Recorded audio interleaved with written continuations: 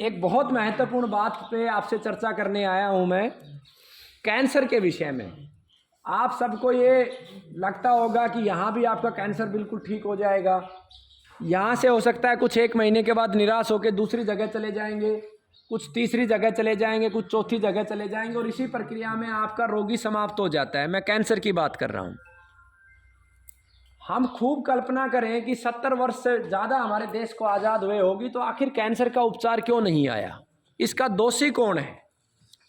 इसका दोषी है समाज, सरकारें दोषी नहीं है, आप सब दोषी हैं। ठीक है, मैं भी उसमें शामिल हूँ। क्यों दोषी हैं? क्योंकि हमने सच जानने का प्रयास नहीं किया।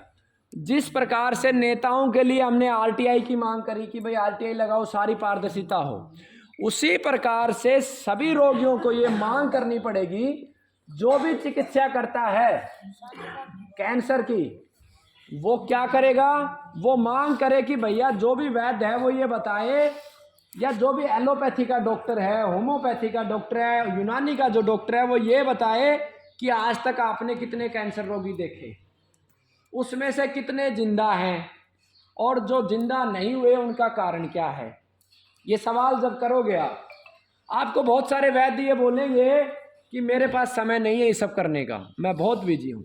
उनसे आप ये बोलने कि आपके पास इस चीज़ का समय नहीं है कि आपके रोगी ठीक हो, तो फिर आप वैद्य किस बात के?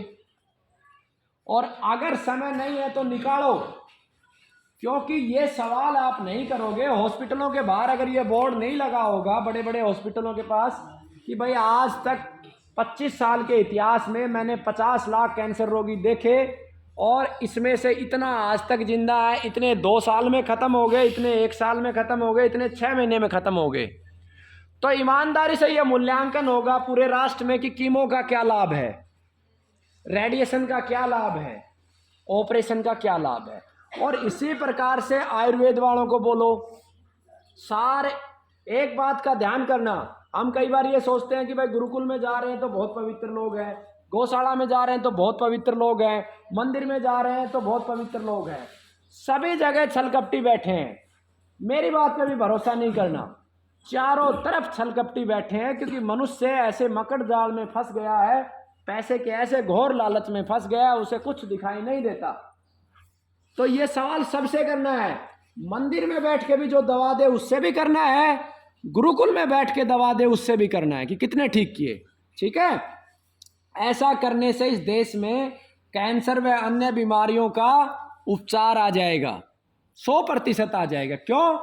आज जितने भी मंदिरों में, गुरुकुलों में, मस्जिदों में, गुरुद्वारों में बैठ के दवा दे रहे हैं वो भी, हॉस्पिटलों में दवा दे रहे हैं वो भी, और जो डाइट के नाम से कैंसर ठीक करते हैं कि 4 महीने में ये 4 प्रकार के फल, 4 प्रकार की सब्जियां ऐसे खाओ, आपका कैंसर छूमंतर ठीक हो जाएगा, उनसे भी ये जब प्रश्न करोगे तो सत्य बाहर आएगा।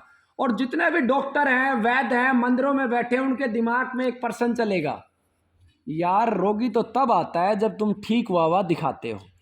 इस बात से रोगी नहीं आता है कि भैया तुम झूठा प्रचार कर लो।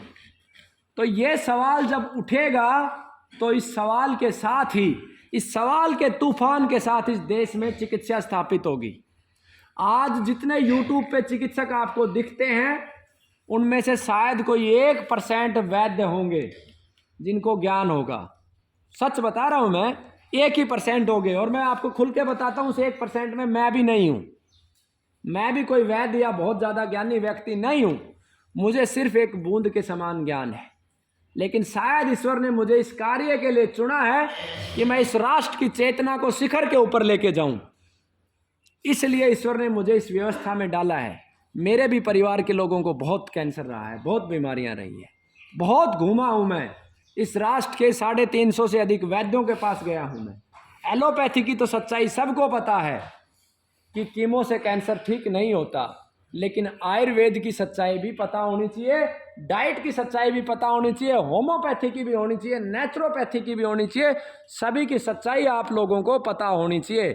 और जब ये सवाल आप करना शुरू करोगे, आप याद रखना, उसी दिन से प्रत्येक वैद्य ये सोचना शुरू करेगा कि कैसे ठीक करूं। और वो क्या करेंगे मैं आपको बताता हूं, उसका मेरे जीवन का प्रैक्टिकल उदाहरण है।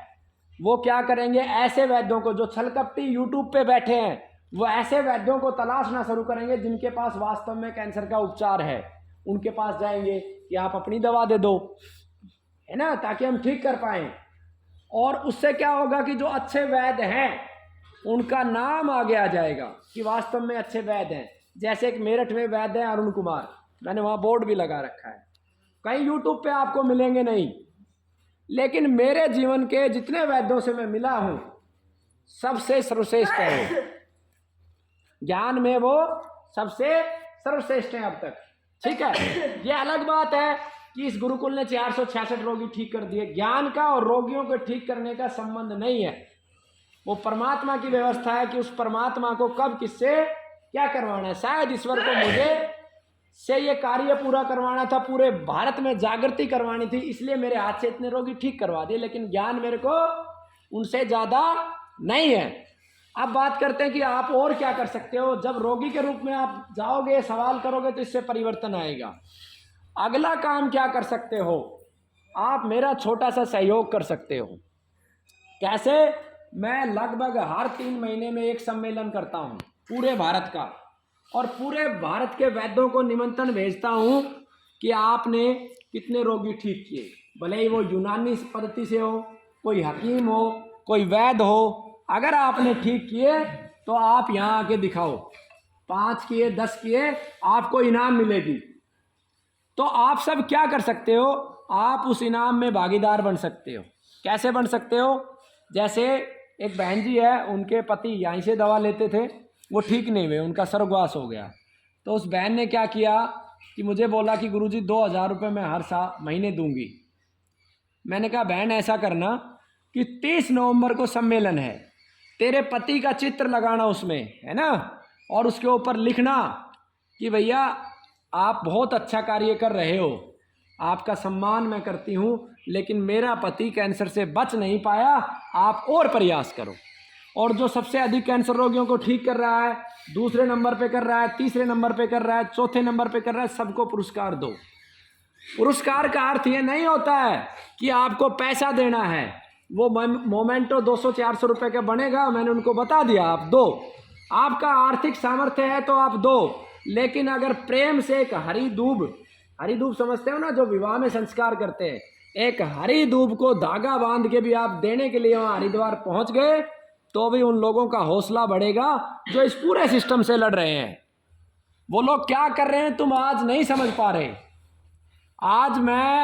अब मैं समझ पाया हूं कि भाई राजीव दीक्षित जी की निश्चित रूप से हत्या हुई है, क्योंकि भाई राजीव दीक्षित जी तो सबके खिलाफ बोलते थे। मैंने तो खाली अभी चिकित्सा की सच्चाई समाज में लेके आया हूं, तभी मेरे ऊपर हमले, कभी खाने में कुछ मिला के देना, फलाने षड्यंत्र, कभी कोई लड़की को ले आए, कभी किसको ले आए, अनेकों प्रकार के षड्यंत्र मेरे साथ शुरू हो गए, सिर्फ इतनी सी बात पे। क्यों? क्योंकि उन लोभियों ने पहले प्रयास किया कि मैं उनके साथ मिल जाऊं, उन्हीं के जैसा हो जाऊं। जब मुझे उन जैसा नहीं कर पाए तो इसको तोड़ दे, है ना। लेकिन उनको ये नहीं पता कि केवल एक ही बात है जो किसी के हाथ में नहीं है, वो है जीवन। कब आपकी सांस आखिरी होगी, ये दुनिया का कोई डॉक्टर, ना कोई पूंजीपति, ना देश का प्रधानमंत्री, ना कोई राष्ट्रपति, कोई नहीं निर्धारित कर सकता। उसे परमपिता परमात्मा ने निर्धारित किया है, और मेरे जीवन की आखिरी सांस कब निकलेगी वो उसी की निर्धारित की हुई है। उससे पहले मुझे कोई छू नहीं सकता, मेरा कुछ बिगाड़ नहीं सकता। इसलिए निर्भीक होके यह मत डरो कि वैद्य जो है कि तुमसे बोलेगा कि मैं क्यों बताऊं, तुम्हारे रोगी को गलत ट्रीट करेगा।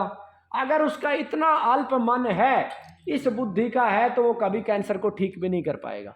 सवाल करो, मेरे से भी सवाल करो, सबसे सवाल करो, इन डाइट वालों से सवाल करो, ताकि आप सबको सच्चाई पता चले।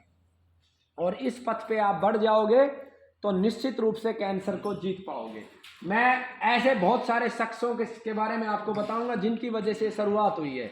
जैसे IP जैन जी, उनकी बहन को कैंसर था और यहाँ से ठीक नहीं हुई, तब उन्होंने ये शुरुआत की, क्योंकि बिल्कुल अंतिम समय में हमारे पास आए थे।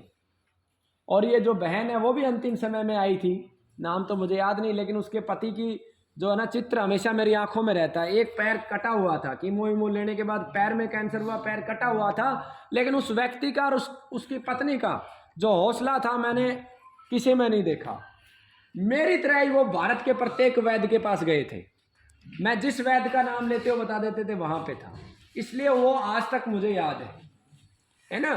तो जब ये सच पता चलेगा तब जितने भी अच्छे वैद्य हैं वो इकट्ठा भी होंगे, चिंतन भी करेंगे, कैंसर के कारण भी समाज को देंगे और निवारण भी समाज को देंगे, उससे पहले नहीं। ठीक है, तो ये सारे कार्य करें जिसका जो सामर्थ्य है। हरिद्वार में है 30 नवंबर को, कणखल में त्रिभुवन मंदिर है, उसके अंदर ये सम्मेलन है। और ये सम्मेलन भाई राजीव दीक्षित जी का जहाँ पे अंतिम संस्कार किया उसी जगह पे ये सम्मेलन है। गंगा माँ बीच में है, इधर ये त्रिभुवन मंदिर है, बीच में गंगा माँ बह रही है और इधर की साइड भाई राजीव दीक्षित जी का अंतिम संस्कार किया गया।